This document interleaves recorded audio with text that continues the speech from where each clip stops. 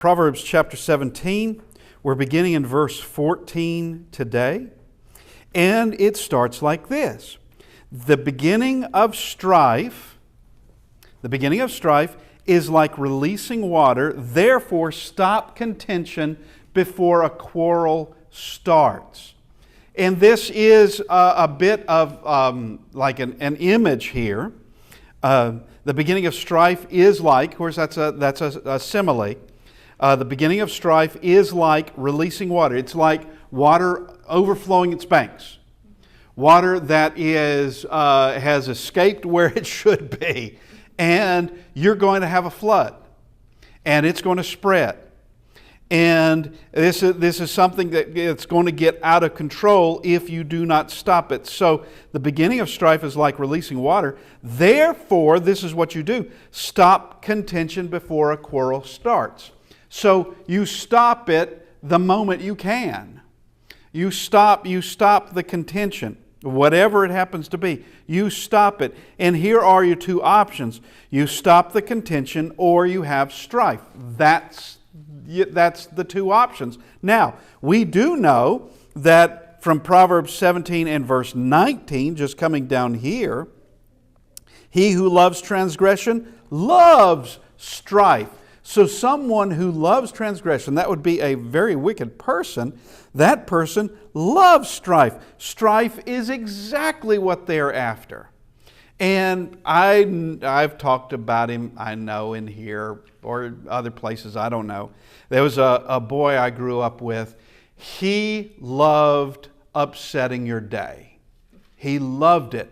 And he loved getting two people angry at each other. That's what he loved. And if you got angry, he won. He doesn't care what else happens. If you got angry, if he messed up your day, he was happy. That's what he loved doing. And he would do it to anybody and everybody. I remember, just as a side story, this is called context learning. When I was, I guess about in the 7th grade, there was a girl, the boy I'm talking about, he was a grade older, he would have been in the 8th grade.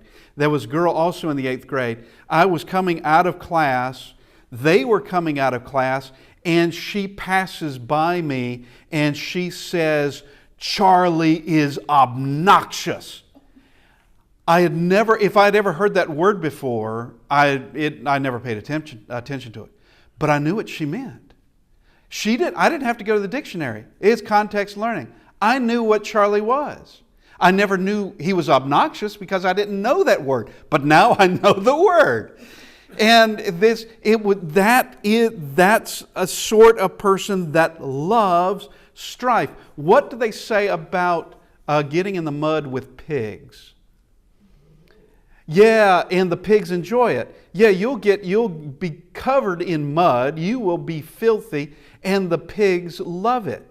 All right, so we just need to understand that the beginning of strife, that needs to be stopped, and some folks will not want it stopped. Some will want there to be a flood, and they just enjoy that. Now, going to verse 15. And this is an ongoing theme that we have in this chapter. There are several proverbs that are associated along this theme. And that is injustice. Whether it comes by way of bribe or just by way of wanting to reward the wicked and condemn the just. But here we are. He who justifies the wicked and he who condemns the just, both of them alike are an abomination to the Lord.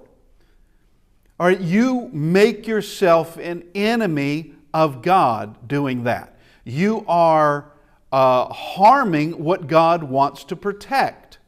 And that is justice, that's righteousness, and it's the innocent.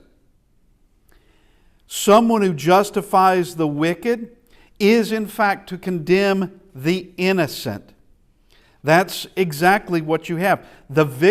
Somehow the victim is guilty and deserves whatever they get, or whatever they got.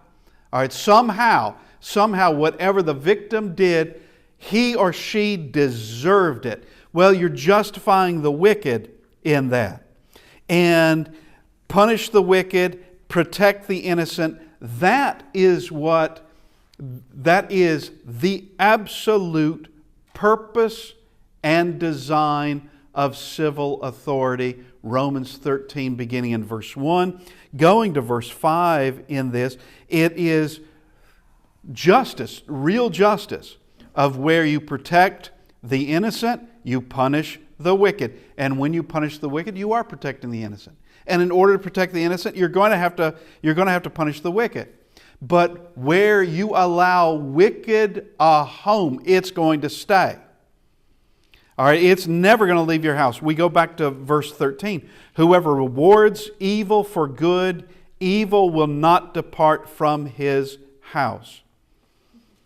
And the implication from that verse 13, I don't think we mentioned it last week. The implication from verse 13 is eventually you'll want it out of your house. But it's going to grow and grow and grow. And it may be something you can be comfortable with for a while, but eventually everyone's going to want it out of their house. Everybody. And that is the implication, that eventually you'll want it to depart, but it's not going to. You're going to have to correct it. You're going to have to correct everything. And you can't reward evil for good and think that evil is just going to go merrily along and not stick around. You're protecting it. That's what you are engendering. That's what you are feeding and growing, is wickedness and bad behavior. And bad behavior being rewarded and good behavior being punished is taking everything and turning it on its head.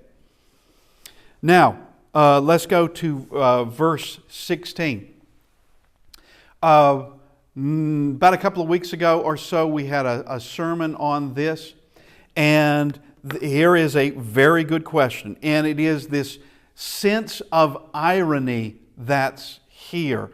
Why is there in the hand of a fool the purchase price of wisdom, since he has no heart for it?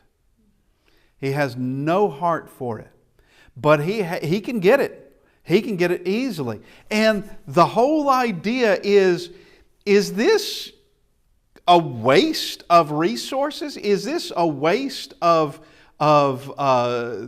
wisdom? Is this a waste of a time? And is wisdom just wasting its efforts on the fool? And the answer to that is, we have a very gracious God. We have a very gracious God. All right, let me just give you for instance, just an illustration. If there was a shipwreck and you are on another ship and there are people in the water, if you decide that someone doesn't deserve to live because they won't get the rope anyway, you cast them the rope, they don't want it, all right, you can, if they don't want it, you can live with that. I mean, they refused the rope. You threw them the lifeline. You threw them what they wanted. They didn't want it. You did due diligence. Now, it may disturb you as to their choice, but you did what you were supposed to do. You throw it to somebody else. They take it. You have saved somebody. But if you ignore someone and you could have thrown it to them, but you didn't throw it to them, I think that would probably bother you for the rest of your life. Now, God gives to everyone. It's the same offering. We have seen wisdom speaking. We've also seen wisdom pictured as this woman who is calling from the marketplace, from the streets, the gates of the city. She is there. She even has maidens doing this. She is doing this, and it's to all. And it's to fools, it's to the simple, it's to the scoffer, it's to those that aren't any of those categories and will in fact listen to her. It is given to everyone. God is not a respecter of persons. Was there a point in my life where I acted foolish? Sure, there's been, don't ask Catrice about it, but sure, there are times when I have been very foolish. Is it by the mercy of God that God allows me this lifeline? You can think of it. He allows me, yes, wisdom can even be given to me. Yes, that's merciful. And it's also from a God who's not a respecter of persons. He's not a respecter of persons. Everybody is given the offer, and no one is going to be able to stand in front of the judge, in front of Christ as judge, and say, "You never offered us anything." No one can say that. And He is going to be a righteous judge. He is going to do it. And we just read our proverb again. Why is there in the hand of a fool the purchase price of wisdom, since he has no heart for it? Everyone has the purchase price. Everyone's born with the purchase price because it's given to you because you're human, because you're a soul. It is given to you. And it's not offered to angels. It's not offered to them. It's not offered to any other part of creation. It's not offered to cattle or to trees. It is offered to us, the human soul. And since he has no heart for it, meaning fool didn't want it. Fool didn't want it at all. The fool could easily obtain the very thing he despised. The very thing he rejected. He could easily have obtained it. And if he had obtained it, he would not have been a fool anymore. Now we go to verse 17. A friend loves at all times, and a brother is born for adversity. Now, we all know a real friend is going to stick with you through thick and thin.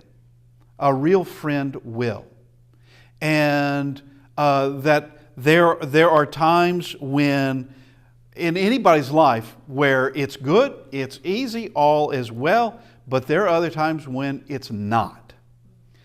Something has occurred, a matter of nature, such as health, or it could be just loss of job, loss of a loved one, loss of something, and a friend loves at all times. That it doesn't matter. It doesn't matter what the day brought. The friend will be there. Friend's going to be there.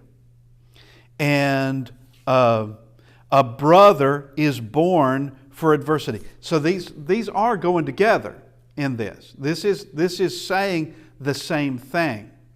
And a friend or a brother is, and a brother is born for adversity. This may very well be an insight into providence. That a person exists and in your life by the providence of God.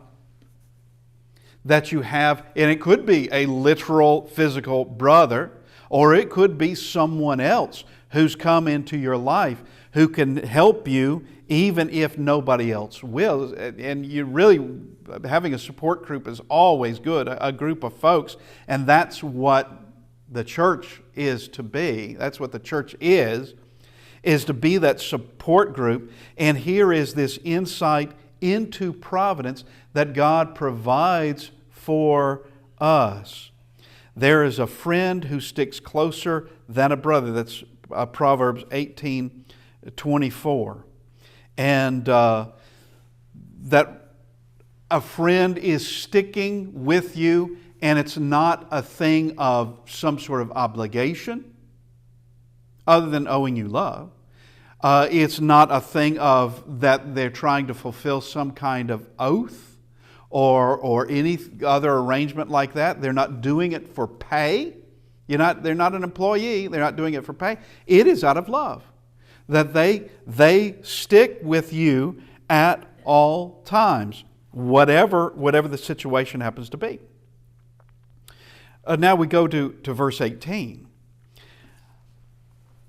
A man devoid of understanding shakes hands in a pledge, and becomes surety for his friend. Now, this is, after just speaking concerning about a friend loves at all times and a brother is born for adversity, now we come to this of, but you don't have to be surety.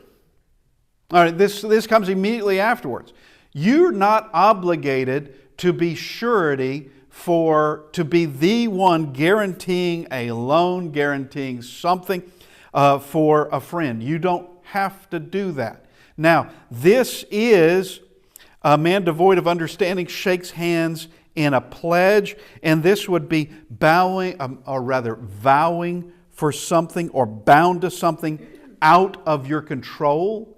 If it's in your control, well then, that's for you.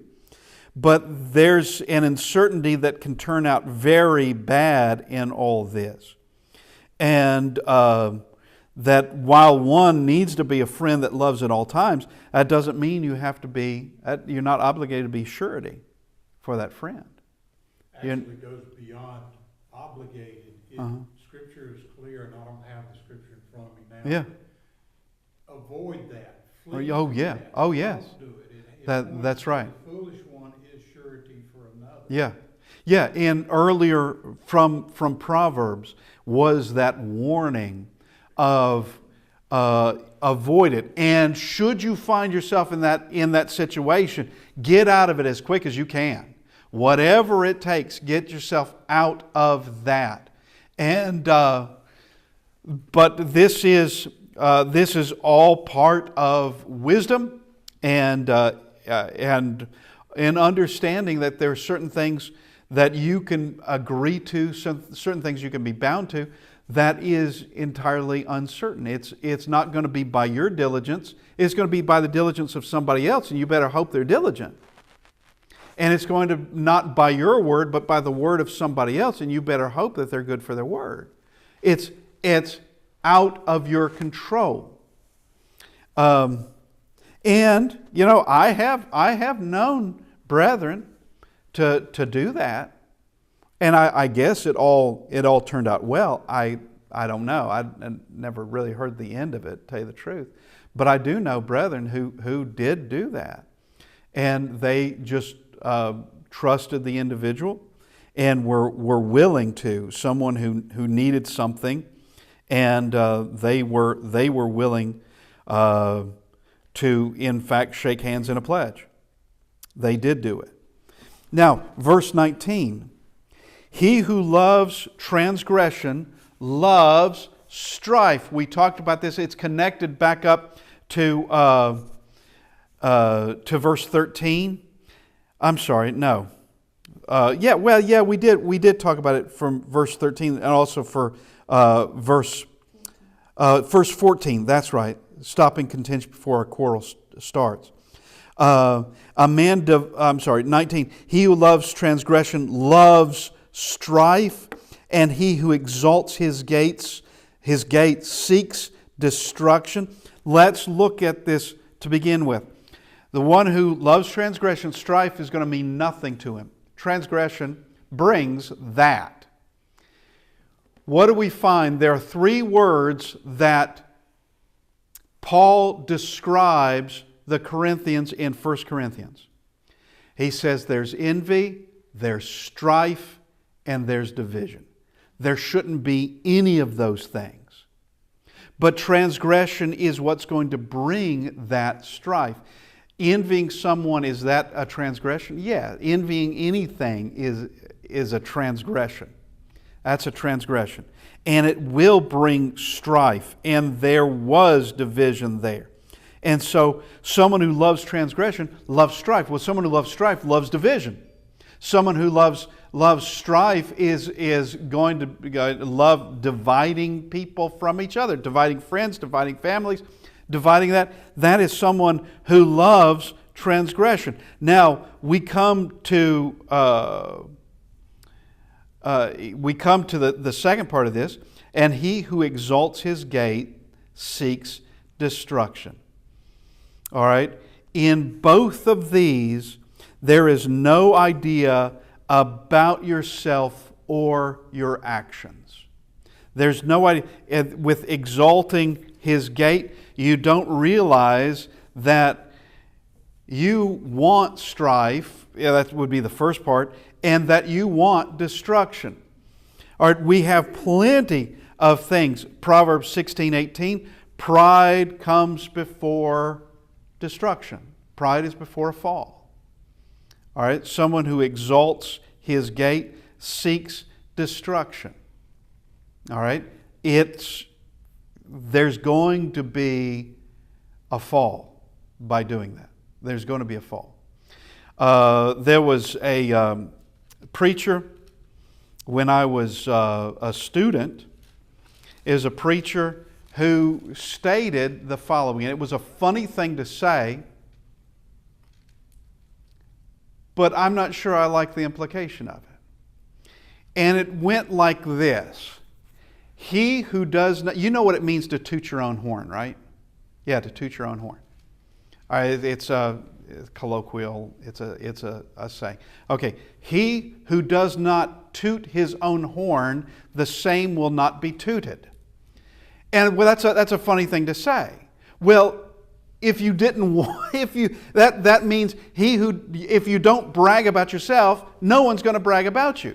Well, isn't the point not to be bragged about? Isn't the point to be humble? Isn't that the point? And it could have been meant. You could take it in different directions. Of don't expect anybody else to do it, and don't you do it either. I mean, that could have been the point. But the fact is that God lifts up the humble. He destroys the proud. An arrogant look, that's an abomination to him. He does not like that. He will help the meek. He will help the humble. And someone who's going to exalt himself, and that's exactly what this means, somebody who's going to just make himself out to be someone he is not, is setting himself up for a fall. Now verse 20. He who has a deceitful heart finds no good, and he who has a perverse tongue falls into evil. All right, so let's just ask a question. If I were to lie to you, who benefits from that lie? Nobody. I don't benefit from the lie, by no means. I may think I've got a short-term benefit, but it really isn't much of a benefit. No one benefits from that lie. Nobody. Now, we talk about someone who's deceitful. What good is found in deceit? What good are you going to find by deception? What good is there in it? Well, there is none. You're not going to find good in being deceptive. All that's going to be found there is evil. So a deceitful heart finds no good. Lies will help no one. They'll do nothing but bring trouble. And he who has a perverse tongue falls into evil. So this goes back to that deceitful heart, but now with this perverse tongue. A perverse tongue can speak lies. That would be part of being perverse, of being deceptive, of being deceitful. But that perverse tongue also is one that just speaks perverse things. Just filth or blasphemy or probably all the above. The one who has a perverse tongue falls into evil. That is a very good reason right there. If you can't find another reason, this is a very good reason to control what you say. It's a very good reason. Because there is the finding of no good and falling into evil. Proverbs 2:12 says to deliver you from the evil way, from the man who speaks perverse things. Stay away. Not only are you not to have a perverse tongue, but stay away from the one who does. Don't be influenced by that person. Stay away from that person. Don't go any. Don't get involved with that one. Now we come to verse 21. And we also see this connected to others. But he who begets a scoffer does so to his sorrow, and the father of a fool has no joy. Yeah. There would be no joy in having someone, as you have a son or a daughter that's a scoffer or a fool. That would just be a thing of great sorrow and grief and a problem. And you can't control a grown child. You can raise them as best as you can, but you can't. They become an adult, and you can't control them anymore. Nor should you try to. Influence, yes. Continue to be a good example, yes. Try to help them, yes. But you can't control them. They're going to make their own decisions, good, bad. They're going to do that. And Proverbs 15 and verse 5, a fool despises his father's instruction, but he who receives correction is prudent. 15 and verse 20, a wise son makes a father glad, but a foolish man despises his mother. And the fact of the matter is that if you do not take your parents' teaching, you are in fact saying their teaching was flawed. You are. And let's put it this way, all right? I'm by way of illustration. A man has an alcoholic as a father. What's the example of his father? Being an alcoholic. That's the example of the father. The son doesn't follow that. So the son is following a better path and says anything that his father may, concerning any of that, concerning the wickedness of his father, that belongs to him. He's not going to take it. That is something that just needs to stop right there. That needs to stop right there. But when it comes to a father who is good, a father whose example is good, and a child refuses that, it's the same thing. Their teaching is not what I want. I don't want to live that life. I have another one in mind. And is that this fool despising their mother? Yeah, and you can put father in there too.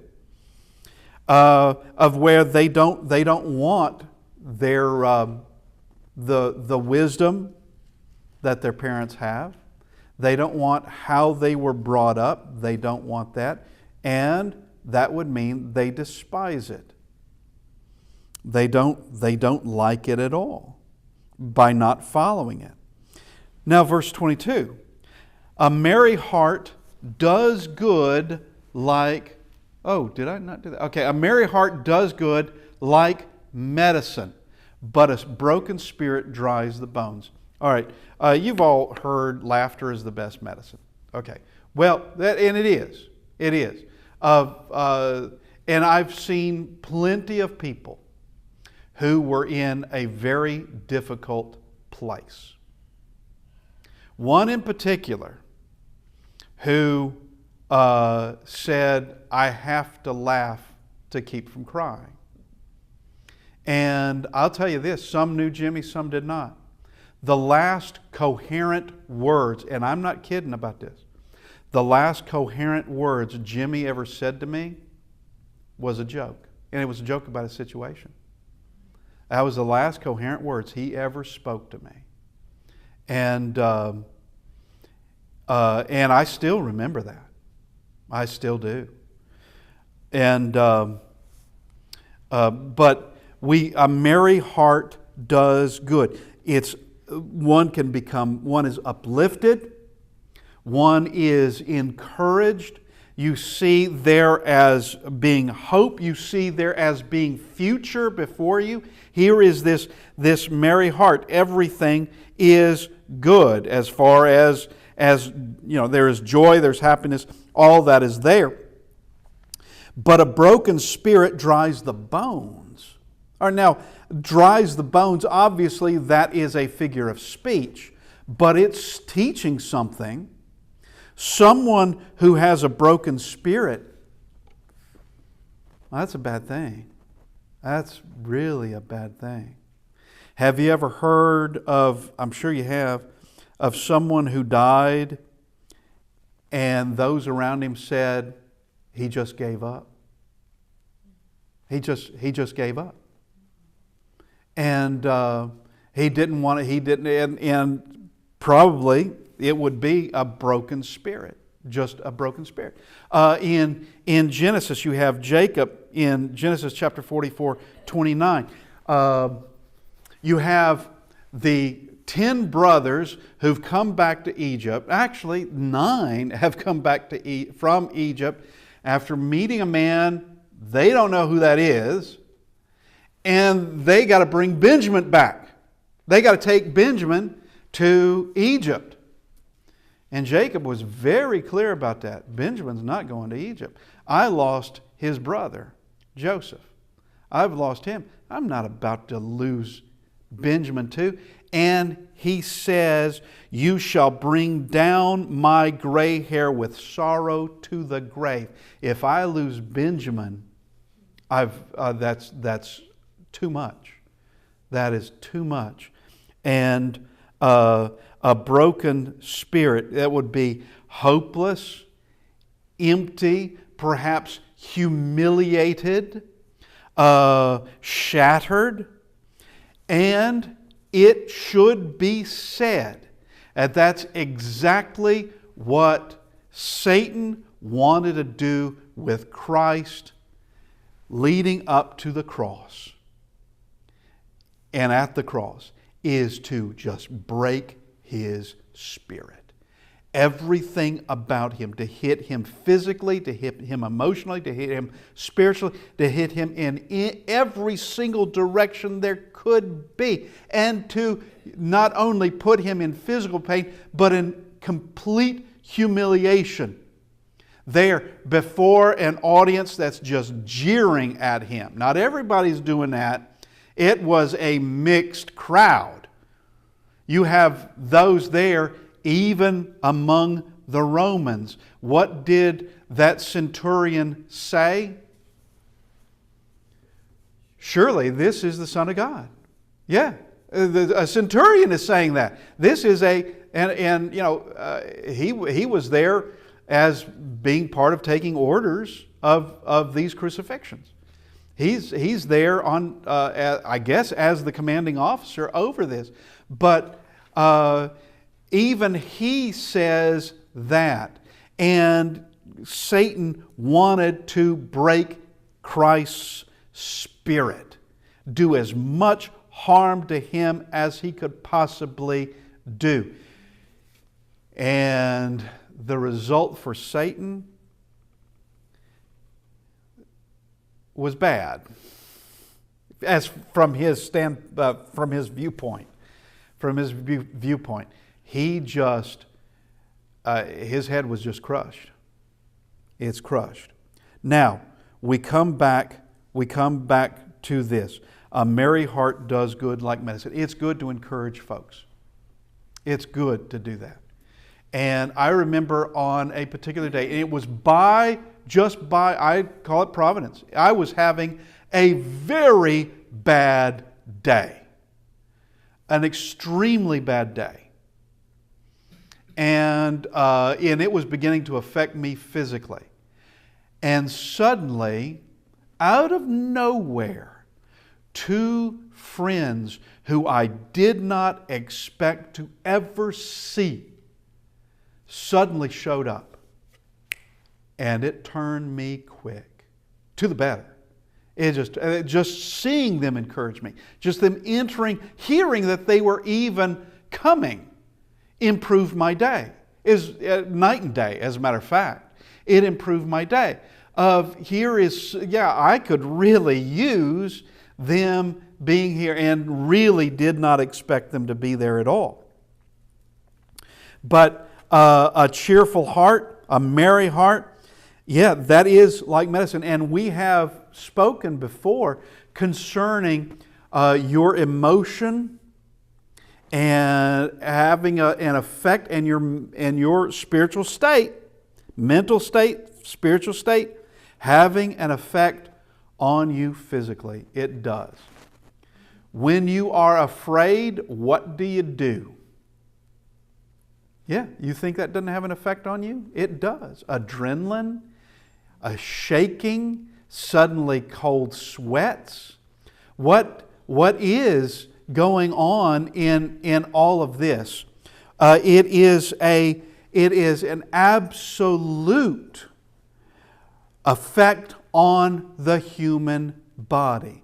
An absolute effect. A merry heart does good. And someone who's fearful, someone who has anxiety, not feeling so good, someone who is in dismay, someone with that broken spirit, that's going to have an effect on them physically. And the spirit of the man, Proverbs 18:14, the spirit of a man will sustain him in sickness, but who can bear a broken spirit? That's a good question. Who can bear a broken spirit? Now, we go to our next in here, verse 23. So we're in Proverbs chapter 17, verse 23. And here is part of this theme that we find in chapter 17. Now, it's not going to be limited in chapter 17, but we have several of the Proverbs that deal with this. And it has to do with injustice, of where there's corruption, there's wickedness, of the wicked are rewarded, the innocent by necessity.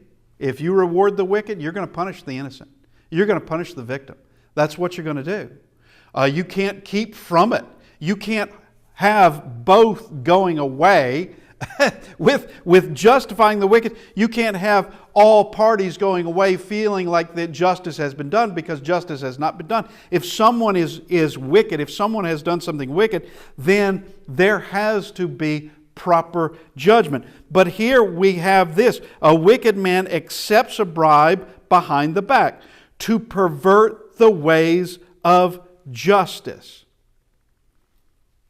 Now, it's a funny thing, because I've heard of situations, not necessarily in this country, but I'm sure it happens in this country, but in other places, of where a trial is coming up, and obviously the guilty party, if they can bribe, they're going to bribe. They're the guilty party. They're going to bribe. And then there's pressure on the innocent party of saying, you're going to have to bribe the judge too. Well, isn't that wicked? Isn't that injustice? Why are we enriching the judge to do what it's like a bidding war on the judge? Why do we have to do this when he should be doing his job? That's a corrupt man. That's a judge who's for sale. Or you don't want that. You don't want that. So a wicked man accepts a bribe, and it doesn't matter how you think about that man. If he accepts a bribe, he's wicked. All right, he may be wonderful socially. He out from behind the bench. He may be a great neighbor. He may, or seem that way. He may seem to be just a very good man socially. But if he's accepting bribes, I'm sorry, he's not a good man. Proverbs is calling him wicked. And here, once again, you are doing precisely what God called you not to do. You are working against the will of God. Completely working against the will of God. God wants the innocent protected, the victim protected, and the wicked punished. But a judge who takes bribes has just turned that upside down. And now everybody has to be wicked, or you have the one who is the guilty party bribing the judge, and the judge rewards the wicked. And you are working against God. Now we can go to a place like Acts chapter 18. Acts 18, we have Paul in Corinth, and Paul is brought before a judge. And we just begin in verse 12. So Acts 18, verse 12. When Gallio was proconsul of Achaia, the Jews with one accord rose up against Paul and brought him to the judgment seat. Now, was this wickedness for the Jews to do that? Yeah, it was wickedness. Paul hasn't done anything against the law. He's done nothing against the law. Not Roman law. And if he broke Jewish law, Gallio wouldn't care a thing about it. What's that got to do with me? Gallio, you come to the wrong place going to Gallio. Now, verse 13, saying, so they took him to the judgment seat. This fellow persuades men to worship God contrary to the law. That's laughable to a man like Gallio. That's laughable. Because he would be in a town full of pagan ways. There's probably 300 different ways to worship Poseidon. Probably untold ways to worship Athena. And now they're coming in here saying this fellow persuades men to worship God contrary to the law. And when Paul was about to open his mouth, Gallio didn't let him. There's no point in it. Gallio said to the Jews, if it were a matter of wrongdoing or wicked crimes, O Jews, there would be reason why I should bear with you. But if it is a question of words and names of your own law, look to it yourselves. For I do not want to be a judge in such matters. You look to it. Now, that doesn't mean they can do whatever they want, because they can't. Or you look to it. You be the judge in such matters, but that doesn't mean you get to kill him. That doesn't mean you get to lock him away, because he's sort of a Roman citizen, and this is a Roman city, and you're not allowed to do something like that. We allow somebody to do that, then there's going to be nothing but chaos. Everybody's going to be locking everybody else up. No, there's no point in Rome even being here or law even being here. And so he says, then we have verse 16, and he drove them from the judgment seat. Then all the Greek took Sosthenes, the ruler of the synagogue, and beat him before the judgment seat. But Gallio took no notice of these things. Here, Gallio is not a follower of Christ. He's not. He's not a member of the church. He's not a follower of Christ.